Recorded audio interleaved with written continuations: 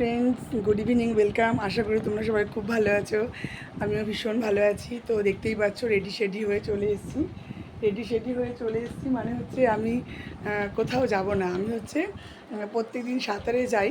তো আজকে প্রচণ্ড বৃষ্টি, সেটা হচ্ছে 1 নম্বর, যেতে পারিনি সাঁতারে। আর 2 নম্বর হচ্ছে আজকে উল্টো রথ, মানে কালকে সোমবার, কালকে অ্যাকচুয়ালি হয়ে গেছে। তো আজকে আমরা মানাবো, আজকেও নাকি আছে। তো একটু শাড়ি টাড়ি পরে রেডি হয়ে নিয়েছি, তো ছাদে যাব বাবুকে নিয়ে একটু রথ টানতে। তো চলো তোমরাও আমার সঙ্গে চলো। আর তো তোমরা দেখতেই পাচ্ছ অলরেডি ছাদে চলে এসেছি আর রথটাকে বারও করে নিয়েছি। বাবু তো খুব দুষ্টুমি করছে, মানে ওর আর হচ্ছে না, মানে কি করবে, কিভাবে করবে, কেমনভাবে করবে ও ঠিক বুঝে উঠতে পারছে না।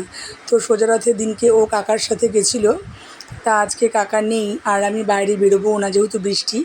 তো দেখো ছাদটা, বৃষ্টি হচ্ছে ঠিকই কিন্তু শুকিয়েও যাচ্ছে, রোদের এত তাপ মানে বলা অপেক্ষা রাখে না।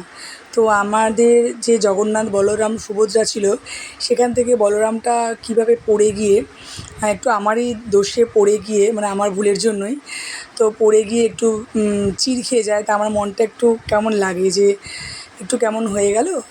তো কি করব, তো আমাদের নিচে যে দিদিরা থাকে, জেঠিমারা, তাদের কাছে গিয়ে বলাতে তারা সিংহাসন থেকে তাদের জগন্নাথ দেবকে আমাদের কাছে দিল পুজো করার জন্য। তো সেটাই রথে বসিয়ে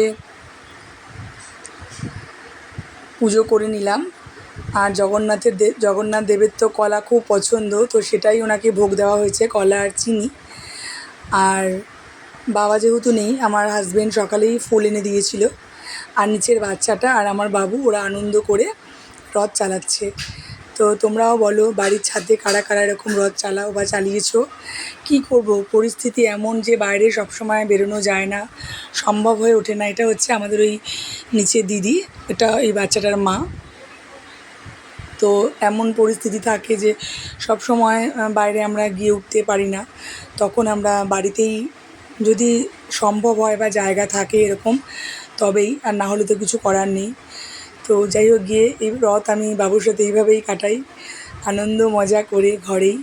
তো তোমরা সবাই কীভাবে রথ টানলে বা রথ কাটালে আমাকে কমেন্টে বলো।